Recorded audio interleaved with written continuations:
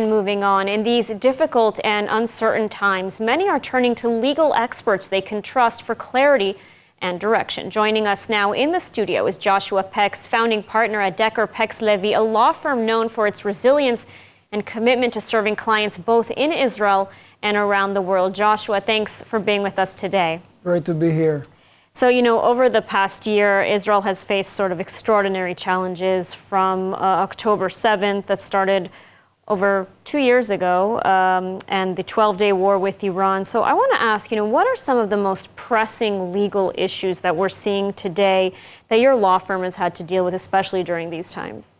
So first of all, obviously, during the war, especially with Iran, it was very difficult to maintain regular service. Like everyone, we were also at home trying to, give legal service as best as possible, because we also deal with immigration and all the flights were canceled. So it was a very challenging time. But I really admire our team, our staff, working from home, working from the bomb shelters. I think the corona sort of prepared us for working virtually, so we succeeded somehow to keep giving services as much as possible.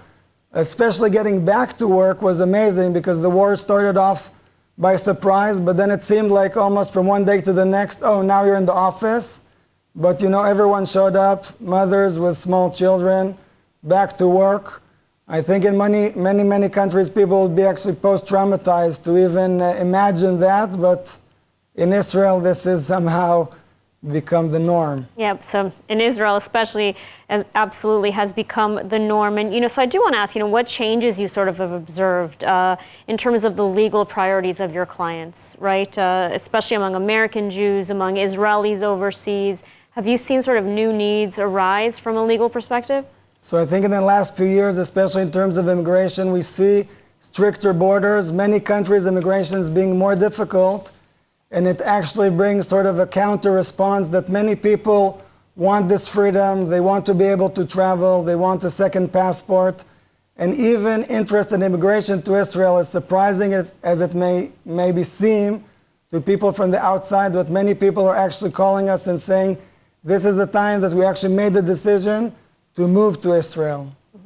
And you mentioned immigration, and your firm specializes, I know, in helping individuals secure European citizenship, especially for Germany and Austrian passports based on their Jewish ancestry. So have you noticed since the war an increase in demand for such passports, and sort of what drives this interest? So these are new laws in Germany and Austria just a few years ago, now allowing those from Jewish heritage that their ancestors had to flee receive a second European passport, and there is a lot of interest.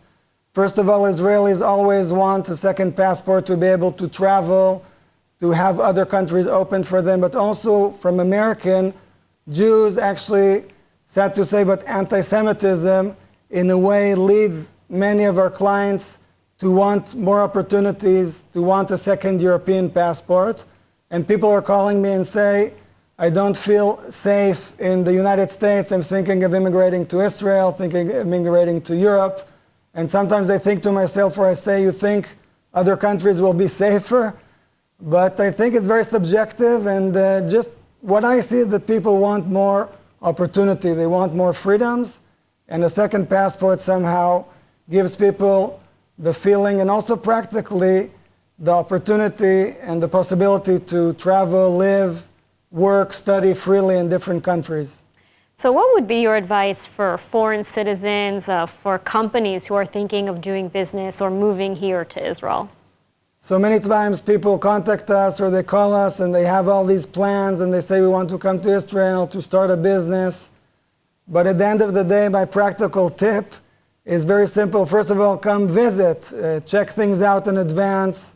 We're always happy to help, whether it's opening up a business, any kind of legal issues in Israel. But first of all, you need to get to know the country, to get to know the land, to come visit, to get to know the people. And business is keeping as usual. Even the war, many difficulties, but we see clients and businesses and individuals still interested in coming to Israel, doing business, living here. Absolutely. Joshua Pex, thank you so much for joining us today. Thank you for having me.